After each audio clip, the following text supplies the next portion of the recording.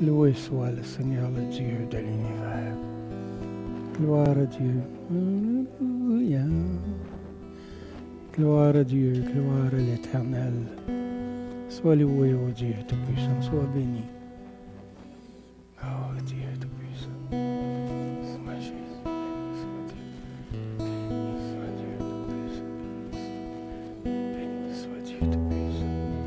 Béni soit Dieu Tout-Puissant. Béni soit Dieu Tout-Puissant. Que le Seigneur bénisse chacun de vous. Que le Seigneur vous accompagne pour le reste de votre vie. Que le Seigneur soit le centre de votre cible à atteindre chaque jour, à chaque minute, à chaque instant. Que vous soyez des témoins de notre Seigneur. Que vous soyez ses ouvriers, tout comme les apôtres l'ont été dans leur temps. Dieu a encore besoin d'ouvriers. Et chacun de nous, nous sommes ses ouvriers. Laissez-le agir, laissez-le parler à travers de vous.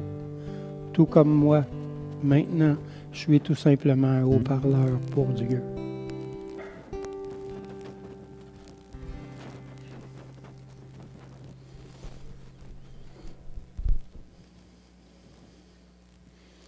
Aujourd'hui, j'avais 2 histoires qui me tournaient dans la tête là, depuis 2 jours.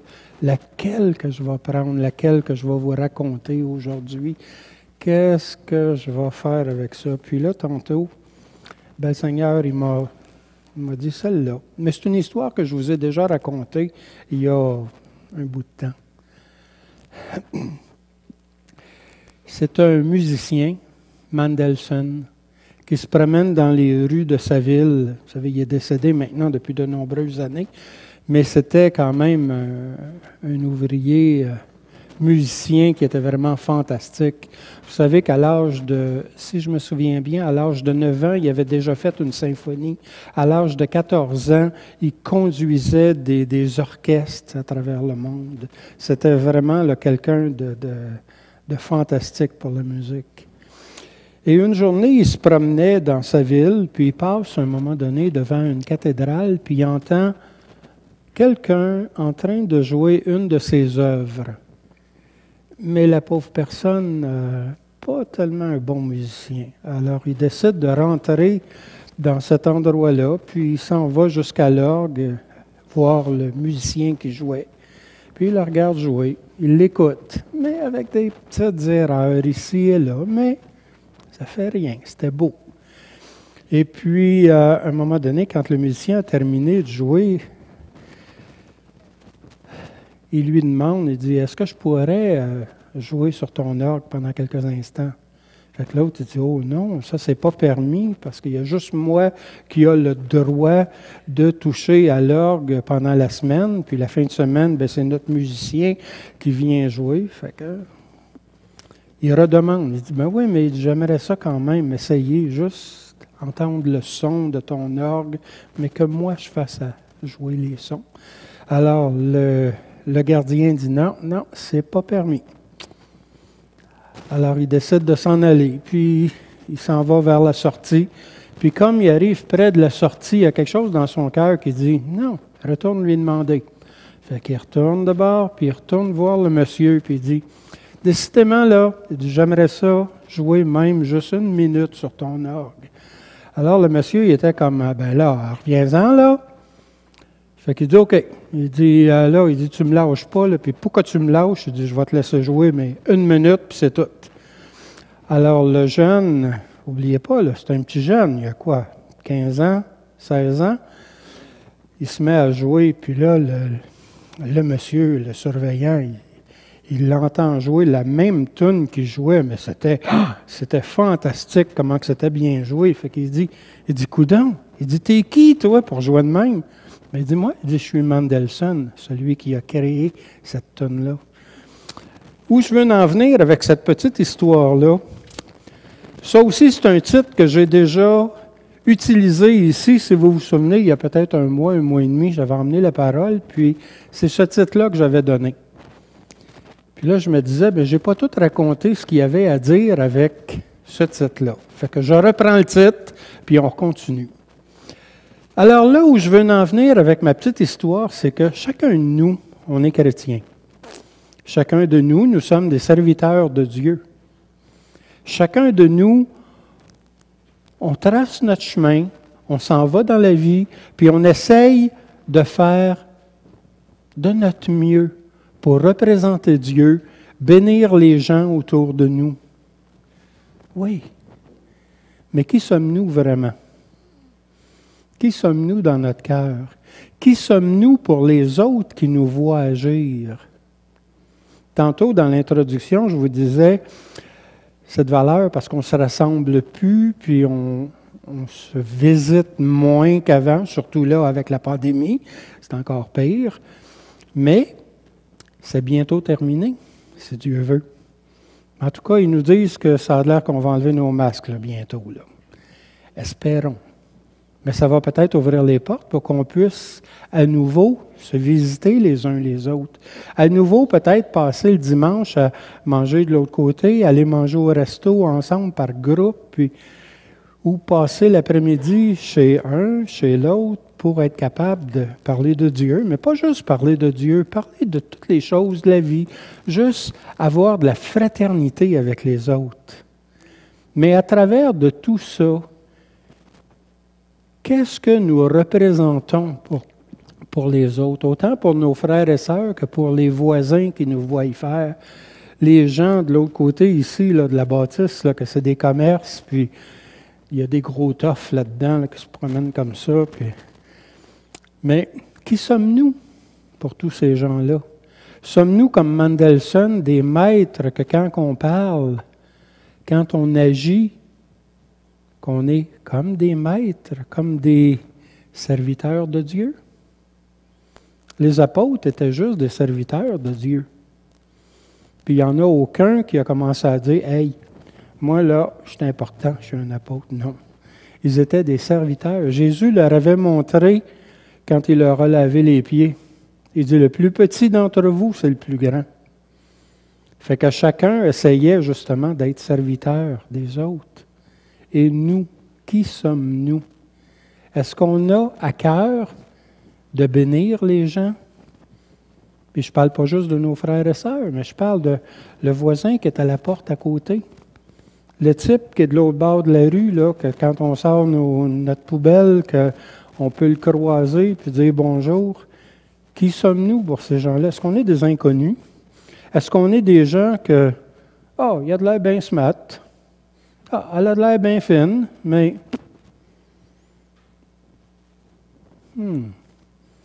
qu'il ne sorte de votre bouche aucune parole malsaine. Vous savez la suite. Est-ce que nos paroles bénissent les gens? Est-ce qu'on est capable de parler avec les gens, puis même dans des conversations de tous les jours, mais d'amener toujours quelque chose de positif? Ah là, c'est facile de critiquer contre le gouvernement, critiquer contre les vaccins, critiquer contre le masque, critiquer... Bon, là, la liste est longue, hein? Et même à l'infini. Puis on en a un qui va nous souffler dans l'oreille toutes sortes d'autres idées pour continuer dans cette voie-là. Mais par contre, est-ce que c'est ce que Dieu veut? Est-ce que c'est de cette façon-là qu'on va être capable de bénir les gens, de faire en sorte qu'ils nous voient avec des yeux qui vont dire « Hey, as-tu remarqué? Il y a toujours quelque chose de le fun à dire. Elle a toujours une belle remarque à faire sur les autres ou sur une situation. As-tu remarqué, cette personne-là, elle amène toujours un point que j'aurais jamais pensé. » Soyons des personnes qui sont capables de bénir les gens. Dans 1 Pierre 4, les versets 7 à 11, la fin de toute chose est proche. Soyez donc sensés et sobres en vue de la prière. On en a fait tantôt de la prière. Une prière, là, ça monte direct à Dieu. Que ce soit dans des mots qu'on connaît, que les autres connaissent, ou que ce soit dans le parler en langue. C'est quelque chose qui monte directement au trône de Dieu. Avant tout, ayez les uns pour les autres un amour constant, car l'amour couvre une multitude de péchés. Là, je ne ferai pas lever la main à personne, là, mais y en a-tu qui n'ont pas de péché? Exercer l'hospitalité les uns envers les autres, sans murmurer. Puisque chacun a reçu un don, mettez-le au service des autres en bons intendants de la grâce si diverse de Dieu. Ça, là, c'est un petit point que je veux souligner.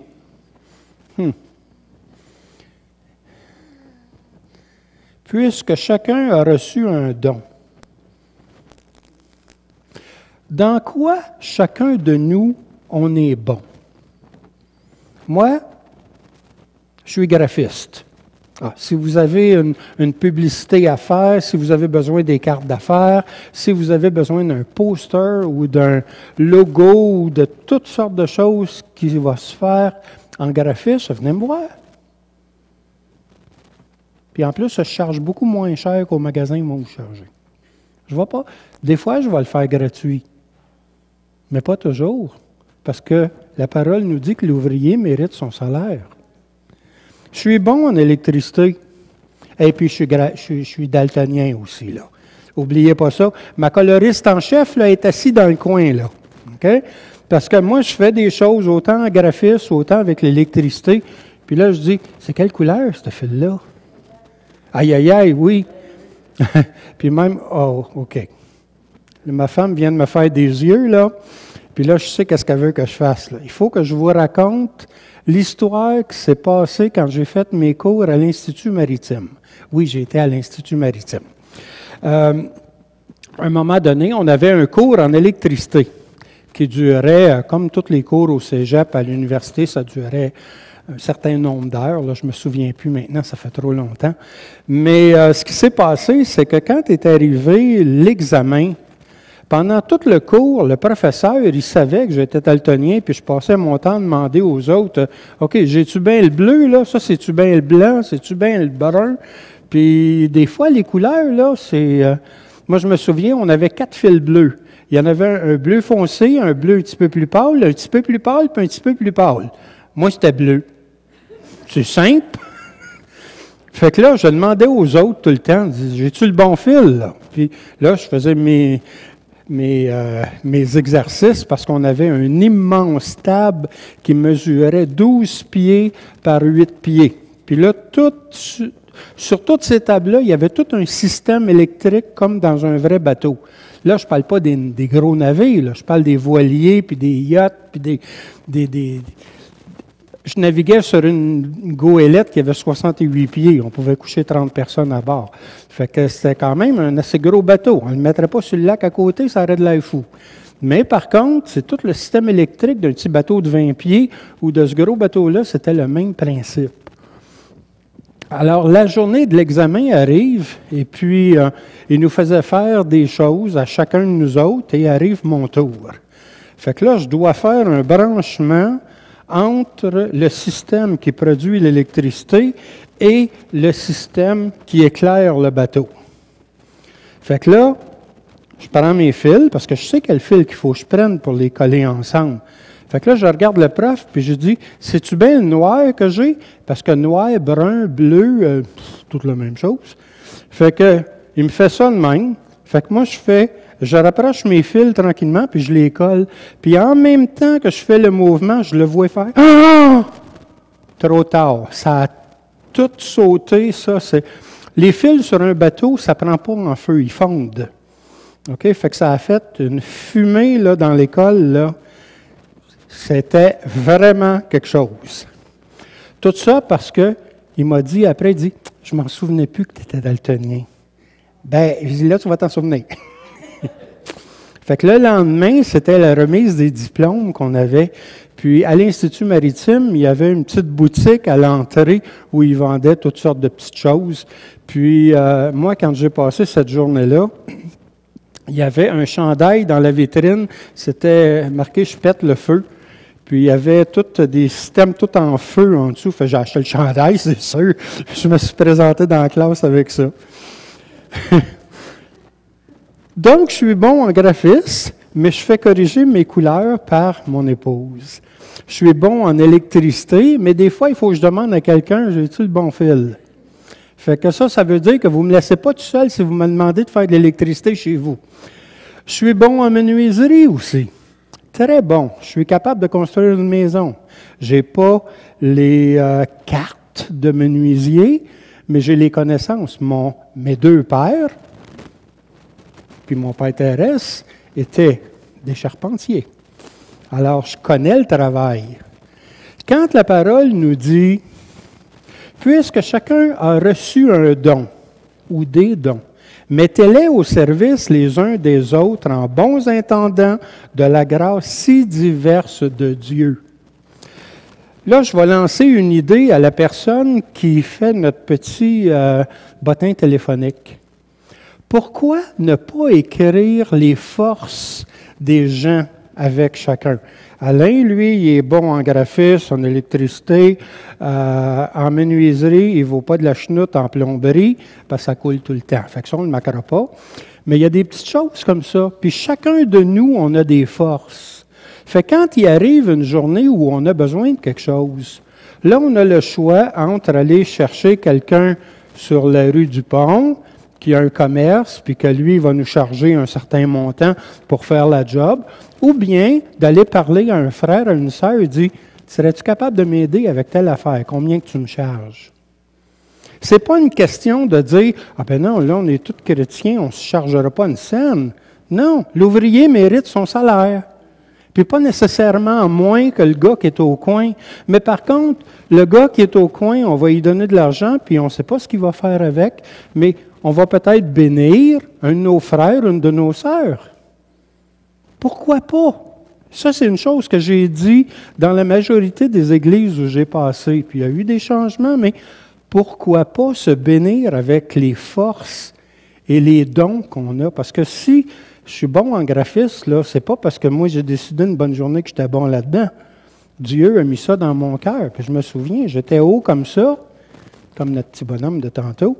Puis je faisais du dessin. J'ai même gagné des concours pour la région de Montréal. Mais j'étais bon là-dedans. Puis là, je continue. Je le fais en graphisme avec des logiciels qui me permettent de faire des choses beaucoup plus avancées. J'ai même fait des affiches qui sont sur le bord de l'autoroute. Là. Les grosses affiches, là, immenses. J'en ai fait de ça. C'est pas difficile pour moi. Mais quelqu'un d'autre qui aurait besoin de quelque chose, mais je peux le bénir, pourquoi pas? Vous, chacun de nous autres, on a des forces. Vous devriez me voir d'une cuisine. Regardez la rire. Je suis très bon pour faire du craft dinner. Oui. Mes connaissances culinaires s'arrêtent là. Par contre, il y en a une qui ne fait pas beaucoup de vaisselle. Elle en fait des fois, mais pas trop. Parce que ça, c'est plus facile. Elle fait la bouffe, je lave la vaisselle. Pourquoi pas? Fait que si vous avez quelqu'un qui manque de lavage de vaisselle, là.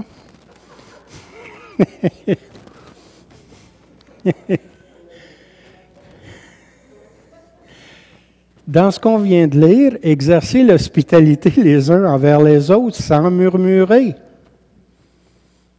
L'hospitalité, ce n'est pas tout simplement de recevoir quelqu'un qui vient coucher à la maison pendant quelques jours. Oui, ça va arriver. Ça arrive des fois qu'on a des missionnaires qui viennent puis qui ils veulent venir parler le dimanche, mais ils arrivent le mercredi, le jeudi, puis ils disent « Ah, j'aurais besoin d'une place pour aller dormir. » Ah, il peut aller au motel. Oui. Mais pourquoi pas se bénir les uns les autres? Pourquoi pas exercer l'hospitalité? Dieu nous le demande. Mais imaginez-vous les belles bénédictions qu'on a dans ce temps-là. Quand on a un visiteur comme ça qui vient à la maison, on ne va pas juste l'entendre le dimanche pendant une demi-heure ou 45 minutes. Là, on va l'avoir à la maison, on va manger avec, on va s'asseoir dehors avec, on va être dans le salon avec. Et là, les conversations qu'on peut avoir, les bénédictions fantastiques qu'on peut avoir. Vous savez, c'est tout ce que je vous parle, là, c'est d'une façon très égoïste. Parce que si je reçois quelqu'un à la maison comme ça, là, moi qui gagne, ah oui, lui, il gagne un petit hébergement, il gagne gros comme ça. Moi, je gagne gros comme ça parce que j'ai eu quelqu'un qui est venu. Un pasteur qui vient d'une autre ville, qui va venir nous visiter. des chanteurs qui vont venir parce qu'ils viennent pour venir faire un spectacle. Ils vont avoir besoin d'hébergement, je veux dire. Pourquoi pas se bénir les uns les autres? Puis ça, c'est juste une chose parmi tant d'autres.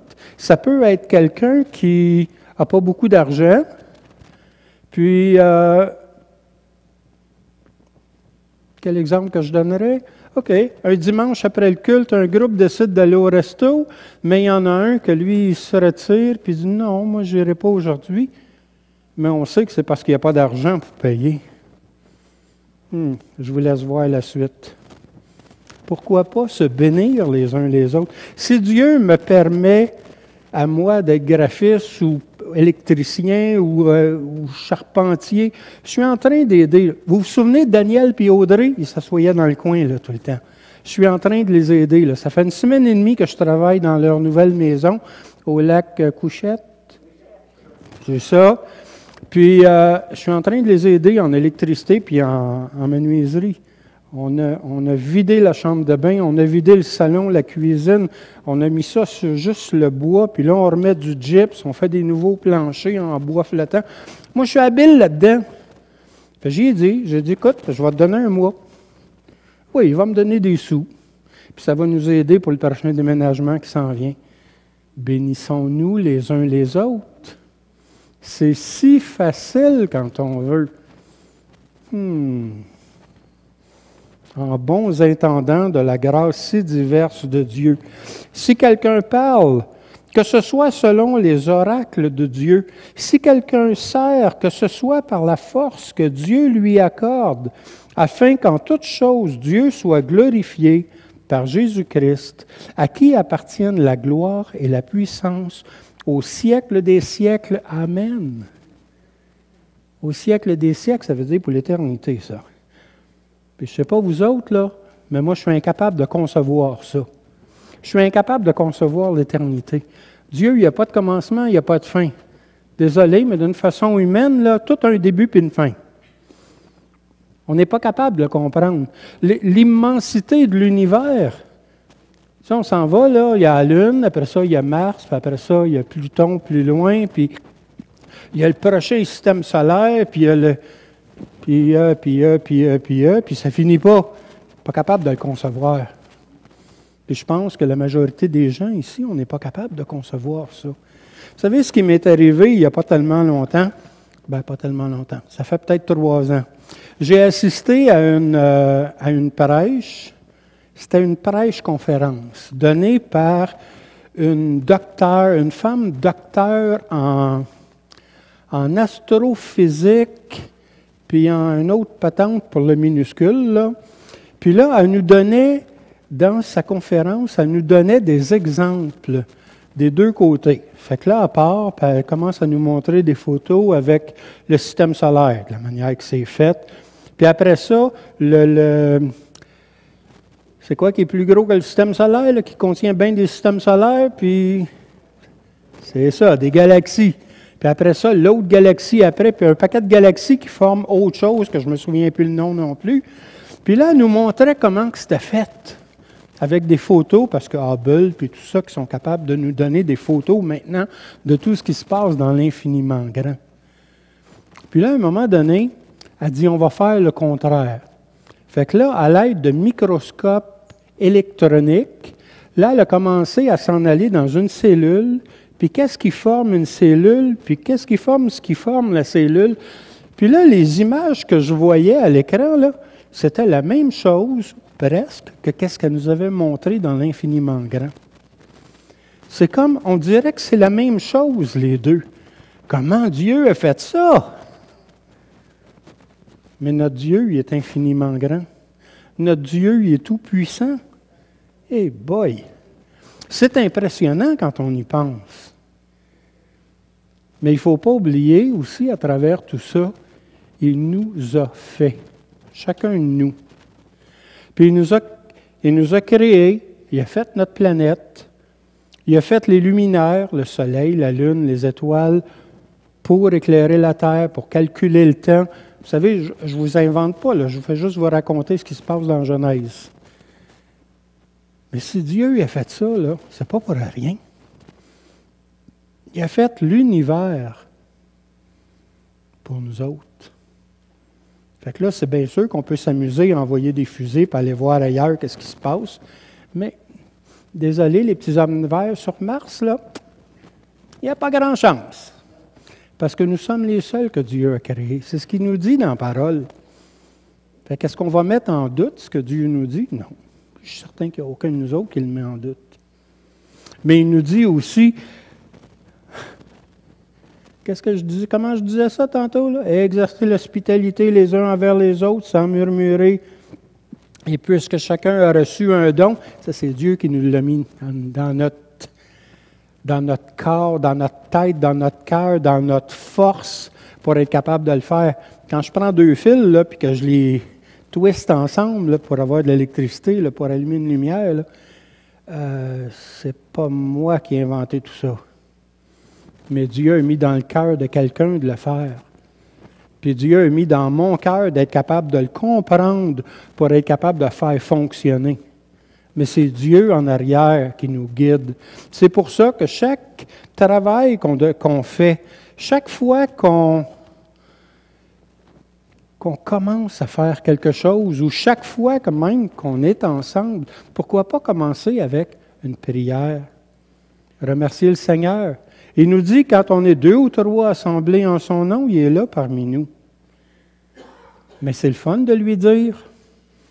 C'est agréable de lui dire qu'on l'apprécie, qu'on se rend compte qu'il est là, puis qu'on est content qu'il soit là. On lui demande de nous bénir, puis qu'on le bénit aussi pour tout ce qu'il fait pour chacun de nous. Et oui, on peut faire ça. Chaque chose qu'on fait, chaque chose qu'on dit, on devrait être capable de mettre Dieu là-dedans pour justement que Dieu soit inclus dans ce qu'on fait. Alors, veut pas, il va l'être inclus. Mais si on le reconnaît, moi, j'ai l'impression que ça fait une coche de plus. Parce qu'en plus d'être là, il est content d'être là parce qu'on le reçoit, parce qu'on fait juste admettre qu'il est là. Vous savez, ça fait beaucoup de petites choses à penser. Quand on lit la parole, là, il faut lire entre les lignes aussi. Quand Dieu nous dit un petit bout de phrase, « Rendez ma joie parfaite en vivant en plein accord. » Non, c'est pas là, pas tout de suite, c'est dans la prochaine. J'ai vu des yeux s'en aller là. Mais, lire entre les lignes, « Rendez ma joie parfaite », oui, mais comment? On vient juste d'en parler. Ça, c'est une façon. Tout faire comme si c'était pour Dieu. Vous savez, quand je fais du graphisme, là, il n'y a pas longtemps, j'ai fait une affiche pour une église qui est à Laval. Le pasteur m'a communiqué, je ne le connais pas, je ne l'ai jamais vu. Il a eu mon nom par un autre pasteur que je connais, puis il m'appelle, puis il me dit « Ah, j'aurais besoin de ça, pasteur un tel, il m'a dit que tu pouvais m'aider. » « Oui, certain. » Il dit « Combien tu vas me charger? » Je dis « Rien. » Ça m'a pris comme 15 heures le faire. Parce que moi, j'ai une petite application sur ma tablette, puis quand je fais un travail pour quelqu'un, pour quelque chose, je marque toujours l'heure que je commence, l'heure que je finis. Pas pour charger, mais ça me donne une idée du travail que j'ai fait. Puis des fois, quand la personne dit « Oh, c'est bien simple, ça. » Bien là, je dis « Regarde, j'ai fait tant d'heures pour le faire. » Je ne charge pas plus, mais c'est juste d'être capable de dire aux autres ce qu'on a fait aussi. Bénissez-vous les uns les autres. Oui. De quelle façon? Il y a tellement de façons qu'on est capable de se bénir les uns les autres. Il y a tellement de choses qu'on peut faire. Cette semaine-là, j'ai été demandé par un couple de notre assemblée qui voulait que j'amène une petite bonne femme pour les visiter. Je dis oui, certain. Avec plaisir à part de ça. Fait qu'on l'a emmenée. Là, la petite fille, elle arrive à l'autre place, puis elle a une copine qui est là, qui l'attendait, puis là, ils ont passé un super de beau temps ensemble. Ils passent encore d'ailleurs. Ils sont encore ensemble. pour quelques jours, je ne sais pas pour combien de temps. Mais ce qu'ils ne savent pas, c'est qu'hier, Linda et moi, on est allés tourner dans ce coin-là, puis on avait l'idée d'aller les chercher puis de les amener manger un cornet. Mais ils n'étaient pas là. Enfin, ils ont manqué ça. On ne le dira pas.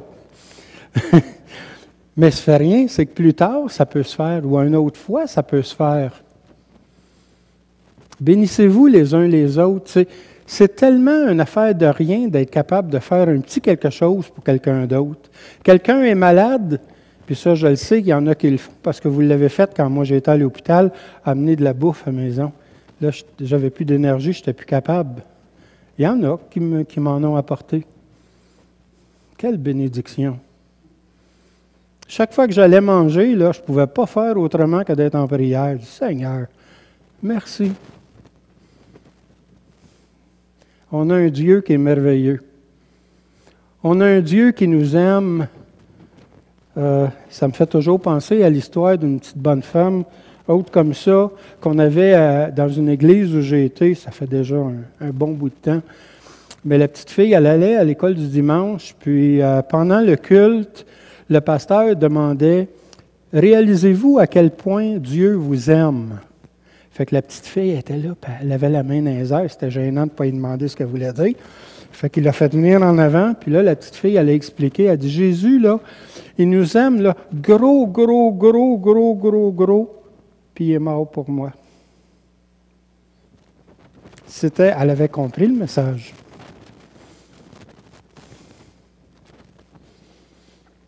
Philippiens 2,5. Ah, l'autre avant. Ouais. Ayez en vous les mêmes sentiments que Jésus-Christ. Quel sentiment qu'il y avait, Jésus? Il est né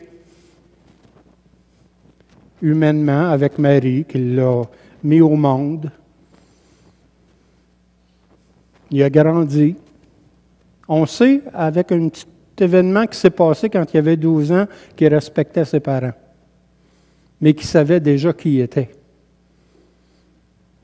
Puis il a continué de grandir. Il est devenu adulte. Vous savez, ce n'est pas comme dans notre temps. Là. Dans notre temps, 18 ans, on devient adulte, et pourtant, est-ce qu'on est vraiment prêt à 18 ans à être adulte, de prendre toutes les responsabilités? Je ne mets pas ça en question, c'est juste une interrogation que je me fais. Moi, en tout cas, je n'étais pas prête. Pourtant, j'ai pris mes claques, puis je suis parti, je suis rentré dans l'armée. Mais, est-ce que j'étais prêt? Est-ce que les jeunes sont prêts? Est-ce que quelqu'un qui a 40 ans est prêt à devenir adulte? Je regarde un monsieur qui est dans notre rue, qui joue avec un petit skateboard, là, puis on le voit aller dans la rue, là, puis jouer pendant des heures. C'est un monsieur de 40 ans. Est-ce qu'il est prêt à être adulte dans tout ce que... Oui, je suis d'accord. Vous savez, on a toutes des activités différentes les uns des autres. Moi, j'aime les bateaux. Puis j'aime jouer avec ma guitare à la maison, quoique là, depuis quelque temps, on ne le fait plus parce qu'on est dans les boîtes par-dessus la tête. C'est un autre sport qu'on fait, là. Ouf, déménager. Et que c'est pas drôle. Mais peu importe l'âge qu'on a, est-ce qu'on est vraiment rendu à un point où on peut dire qu'on est adulte, qu'on prend toutes nos responsabilités, qu'on comprend tout, puis il y en a que c'est toute leur vie que ça va être non. Puis il y en a que toute leur vie, ça va être à peu près. Puis c'est comme ça. On est juste comme ça. Fait ça. On ne peut pas rien y changer à ça. Mais Jésus, lui, il avait des sentiments pour chacun de nous. Quels sentiments qu'il avait? Là, il a grandi, il est devenu adulte, puis on sait qu'il a fait son ministère. Je suis en train de lire un livre là, qui s'intitule « Prêcher comme Jésus ». Wow! Si je peux donc arriver à ça, ça va être encore plus intéressant. Mais Jésus faisait des enseignements, il donnait des exemples pour les autres, il avançait dans la vie, il avançait dans ses messages qu'il faisait, il avançait aussi dans les miracles qu'il a fait. Puis, c'est toutes des choses qu'il a faites pour chacun de nous, ça. C'est toutes des choses qui étaient parties avec un sentiment d'un amour incommensurable pour chacun de nous. Il nous aimait tellement qu'il a souffert pour nous. Il est mort pour chacun de nous, pour payer à notre place pour nos péchés. Jésus. Un petit nom de 5 lettres, mais qu'il faut s'en souvenir parce que ça fait tout un changement pour toute notre vie au complet.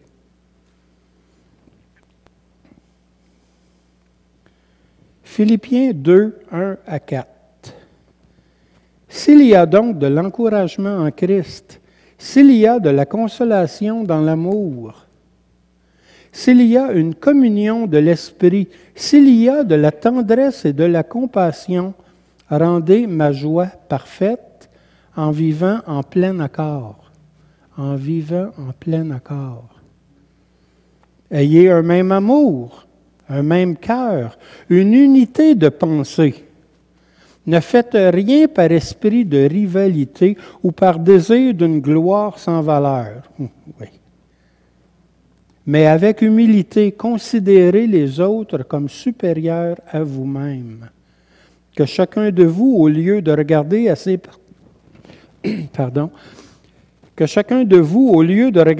propres intérêts, regarde aussi à ceux des autres. Ça m'a toujours frappé, cette partie-là. Là. Mais avec humilité, considérez les autres comme supérieurs à vous-même. Quand je veux faire quelque chose, puis que j'ai quelqu'un qui m'appelle parce qu'il a besoin d'aide pour quelque chose que je peux l'aider, qu'est-ce qui est important? Quand j'ai quelqu'un qui m'appelle parce qu'il a besoin de parler, quand j'ai quelqu'un qui est à l'hôpital, puis qui est malade, puis qui s'ennuie parce qu'il n'y a pas beaucoup de famille ou pas beaucoup d'amis, qu'est-ce que je peux faire? Voir les autres comme supérieurs à moi-même. Donc, ses besoins devraient passer peut-être avant les miens. Donc, d'aller le visiter, ça devrait être, là j'ai juste le mot, une priorité. Est-ce que c'est le bon mot?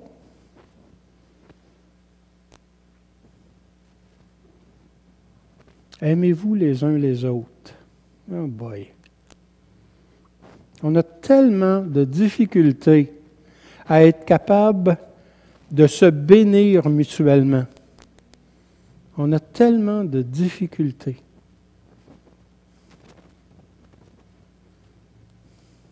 Aime-moi comme je t'aime, disait Jésus.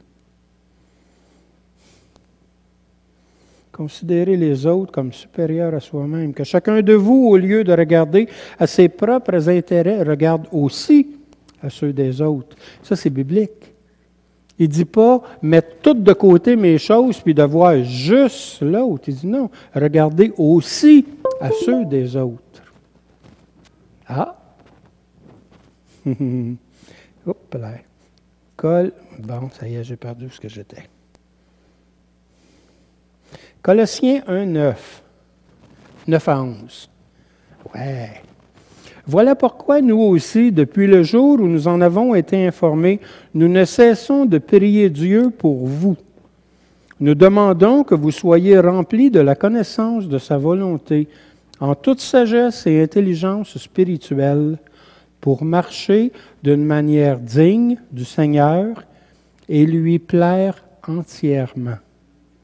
Vous aurez pour fruit toutes sortes d'œuvres bonnes et vous progresserez dans la connaissance de Dieu. Vous serez fortifiés à tout point de vue par sa puissance glorieuse pour être toujours et avec joie persévérants et patients. Ça finit qu'une virgule, il y a d'autres choses après. Vous pourrez aller voir c'est quoi qui vient après. Pour marcher d'une manière digne du Seigneur et lui plaire entièrement. Est-ce qu'on prend du temps pour se visiter les uns les autres? Est-ce qu'on prend du temps pour se téléphoner de temps en temps les uns les autres?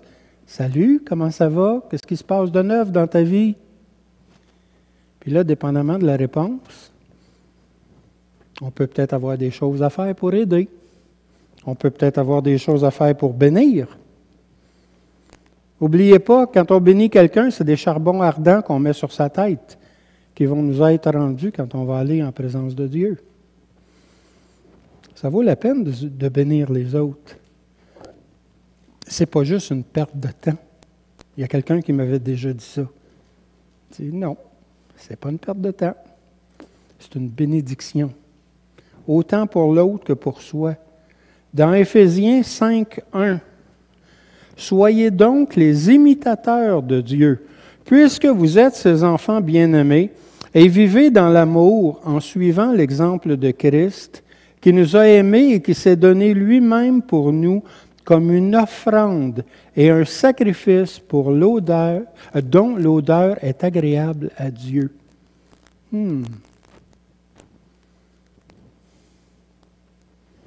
Imiter Dieu, imiter Jésus, c'est la même chose. Comment Jésus vivait? Quand on lit les 4 évangiles, puis qu'on lit les Actes des apôtres aussi, que les apôtres nous en parlent, même les autres épîtres après, on s'aperçoit de tout ce que Dieu, Jésus, a fait pour ses contemporains. Mais pas juste pour eux autres, parce qu'il y a bien des messages qui sont allés jusqu'à nous et qui vont nous dépasser jusqu'à la fin des temps. Être capable de bénir tout le monde, c'est ce que Jésus voulait faire. D'ailleurs, dans la parole, il nous dit que tant que tout le monde n'aura pas entendu parler de lui, l'Apocalypse n'arrivera pas. Mais là, on est proche. Et plus on est proche, plus c'est le temps pour nous d'être capable de justement s'occuper des gens autour de nous, s'occuper de nos frères et sœurs, s'occuper d'un voisin, une voisine, parler de Jésus. Vous savez, il y a des gens qui vont prendre la Bible puis qui vont aller visiter quelqu'un, là, puis là, ils amènent des versets, verset par verset, pour lui prouver l'existence de Jésus, de Dieu. Puis là, la personne se tourne, puis elle va dire, « Ouais, mais c'est juste un livre, ça. Ça a été écrit par du monde. Jésus, c'était un bon gars. » Mais quand on amène aussi notre témoignage personnel, qu'est-ce que Jésus a fait pour moi en tant qu'individu? Les gens ne peuvent plus dire un mot. Pourquoi? Parce qu'ils ne peuvent pas contredire ce qui m'est arrivé d'une façon personnelle. Juste un petit truc, ça à faire. Moi, je ne suis pas bon en évangélisation. Mais j'essaye d'en parler. J'essaye de parler de Jésus. Je parle des événements qui sont arrivés dans ma vie, que sans lui, je ne m'en serais pas sorti. J'ai déjà passé par-dessus bord un bateau dans la mer. Puis, ils m'ont sorti, ils m'ont ramené sur le bateau, mais j'étais sans connaissance. Fait que j'aurais pu y rester facilement. Jésus était là avec moi. 1 Pierre 2, les versets 15 à 17. En effet, c'est la volonté de Dieu qu'en pratiquant le bien, vous réduisiez au silence l'ignorance des hommes dépourvus de bon sens. Comportez-vous en homme libre, sans faire de la liberté un voile qui couvre la méchanceté ou les mauvais actes, mais en agissant au contraire comme des serviteurs de Dieu. Respectez chacun, aimez les frères et sœurs et craignez Dieu. Aimez ses frères et sœurs. Est-ce qu'on se visite? Est-ce qu'on se téléphone? Est-ce qu'on s'inquiète les uns des autres? Quand quelqu'un est à l'hôpital, est-ce qu'on s'informe? Est-ce qu'on va le visiter? Si jamais quelqu'un passait vraiment une mauvaise phase puis qu'il se ramassait en prison pour quelque raison que ce soit, on va-tu aller le visiter? Ça me rappelle un événement qui s'est passé, je ne dirais pas de nom. C'est pas ici, c'est aux États-Unis. Un frère qui était musicien puis qui est tombé dans le... Comment on appelle ça? Il était marié, mais il s'est ramassé une maîtresse. OK? Puis, c'était justement la secrétaire de l'Église aussi. Puis, une histoire qui est triste. Puis, il a tout perdu, son ministère. Puis, elle aussi. Les deux se sont ramassés divorcés. Oui, mais pourquoi? Le pardon, ça n'existe plus, à condition que la personne se repente.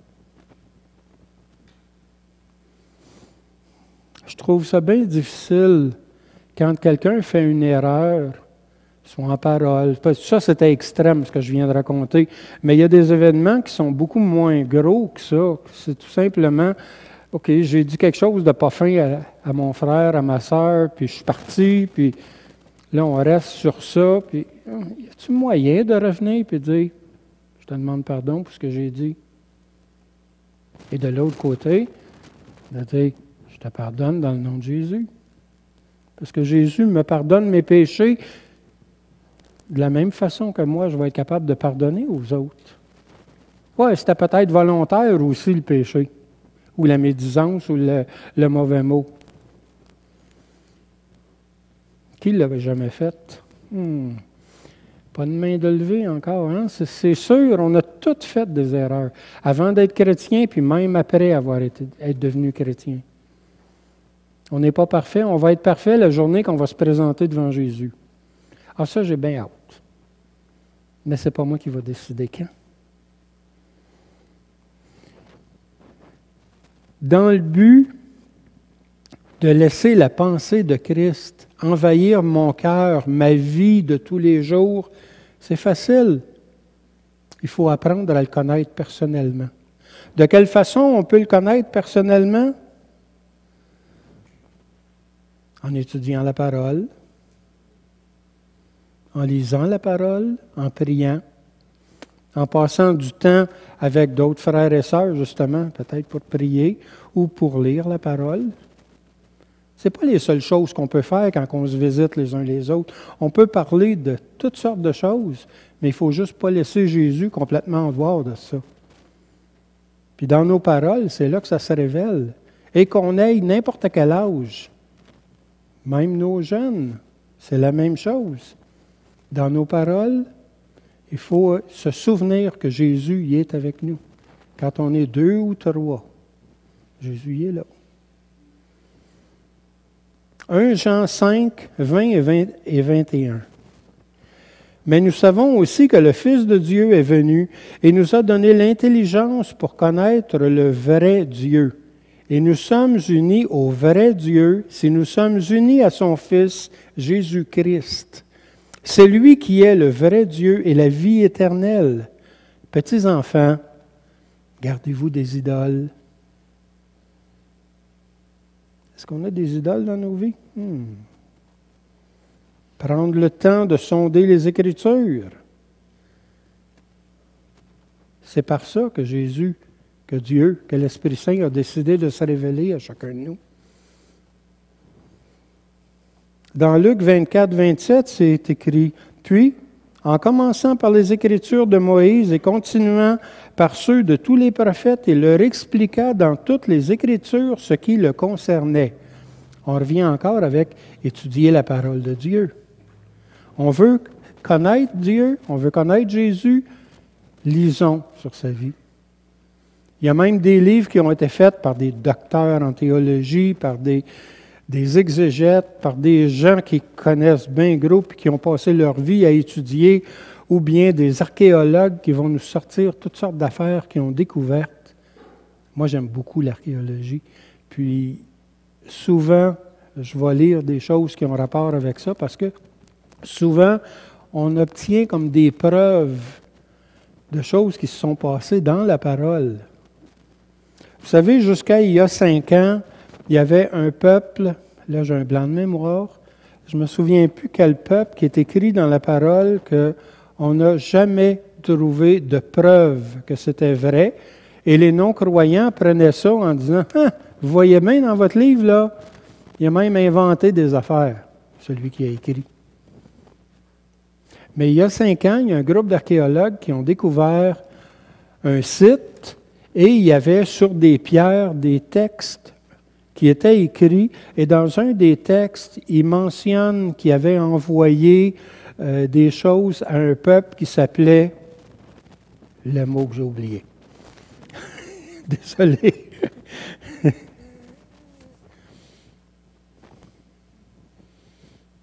Dieu nous dévoile sa volonté.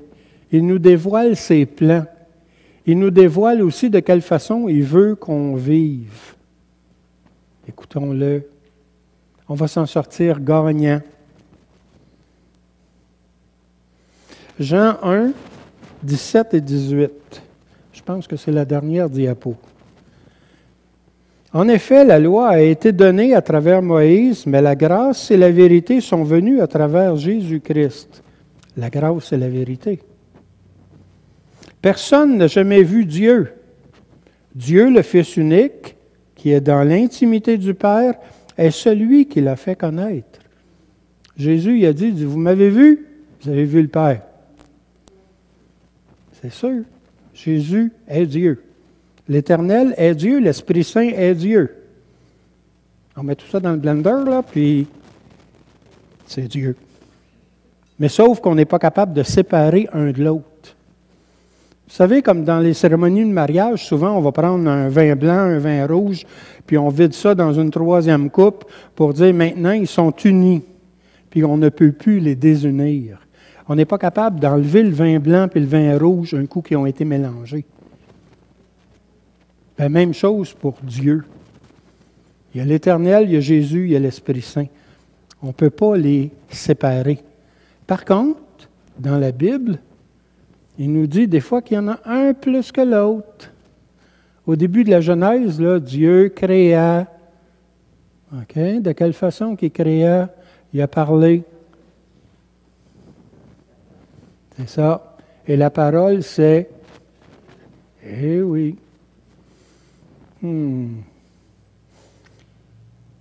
Pour terminer,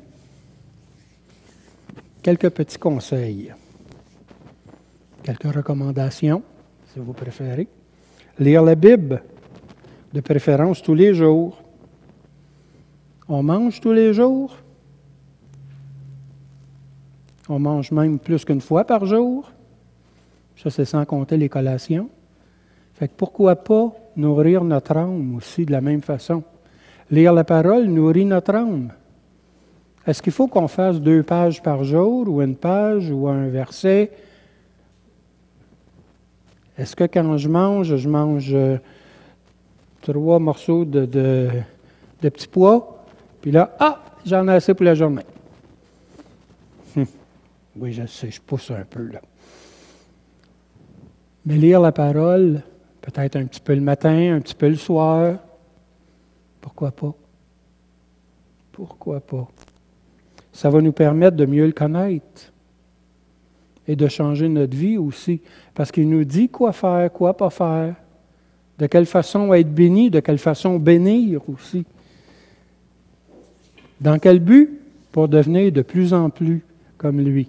Il y a un livre qui s'intitule « Vers la stature parfaite de Jésus-Christ ». Ben, c'est le fun, ça. Je l'ai lu plusieurs fois. J'ai même emmené des enseignements sur ça. Puis c'est toutes des choses qu'on trouve dans la parole, mais qui nous dit comment agir envers soi, envers les autres. Quand on est seul ou quand on est en groupe. Est-ce qu'on est le même chrétien quand on est tout seul à la maison? Galates 5,14 nous dit, ou plutôt, résume la Bible avec ces quelques mots. En effet, toute la loi est accomplie dans cette seule parole. Tu aimeras ton prochain comme toi-même. Est-ce qu'on se visite les uns les autres? Est-ce qu'on va luncher ensemble? Après le culte? OK, là, on est en pandémie, là. Est-ce qu'on se visite? Est-ce qu'on se téléphone? La pandémie, là, au téléphone, là, il n'y a pas de problème. Ce que je veux que vous reteniez de tout ça, c'est tout simplement, aime ton prochain comme toi-même. Prenons le temps de se visiter. Vous savez, dans le temps, quand j'ai commencé ma vie chrétienne, il y a 30 et quelques années, on avait l'habitude, le dimanche, les magasins n'étaient pas ouverts. Il n'y avait pratiquement rien d'ouvert, à part le cinéma. Et qu'est-ce qu'on faisait? On se visitait. On passait du temps avec les frères, les sœurs, avec la famille. On passait l'après-midi. Moi, je me souviens de ma petite église en Gaspésie, où j'étais le pasteur. après le culte, là, on s'en allait chez l'autre, on mangeait ensemble. OK, peut-être que la personne n'est pas capable de fournir la bouffe pour toute la gang, mais on peut faire venir quelque chose qui, là, va bénir tout le monde, puis pourquoi pas? Mais on passait du temps ensemble. On passait l'après-midi ensemble. On sortait les instruments de musique, puis on faisait de la louange, puis on jasait, on allait se baigner des fois parce qu'il y en avait qui avaient une piscine. Pourquoi pas? Être ensemble. Dans le temps, c'était de même. Puis le soir, bien souvent, on retournait à l'église parce qu'il y avait un autre enseignement. Puis le mercredi soir aussi. Ce qui s'est perdu avec le temps. Pourquoi? Parce que maintenant, la vie est trop rapide. La vie est tellement rapide qu'on n'a plus de temps pour soi-même. On court. On court. Puis quand on ne court pas, bien, on court. C'est comme toute presse, là, vite, vite, vite, autant au travail là, que les boss disent, là, il faut que tu me donnes du 300%. Désolé, c'est impossible. Mais ils veulent, puis ils poussent, puis ils nous mettent de la pression. Fait que là, on arrive à la maison, fait que là, on se dépêche à arriver à la maison parce qu'on va se dépêcher pour souper, puis après ça, on va se dépêcher à mettre les enfants au lit, puis après ça, on va se dépêcher à regarder la télé un petit peu parce qu'on veut se dépêcher pour aller se coucher. Voyons donc. Vous savez, tout ce que je veux, là, c'est juste vous suggérer des choses à penser, à réfléchir. Dire, est-ce qu'on est dans la bonne voie, là? Ou si c'est l'ennemi qui nous inonde de tellement de choses à faire qu'on n'a plus de temps pour les frères et sœurs. On n'a plus de temps pour passer du temps ensemble. On n'a plus de temps pour se bénir mutuellement. Non, on court. C'est juste ça que je veux que vous reteniez de mon petit message de ce matin.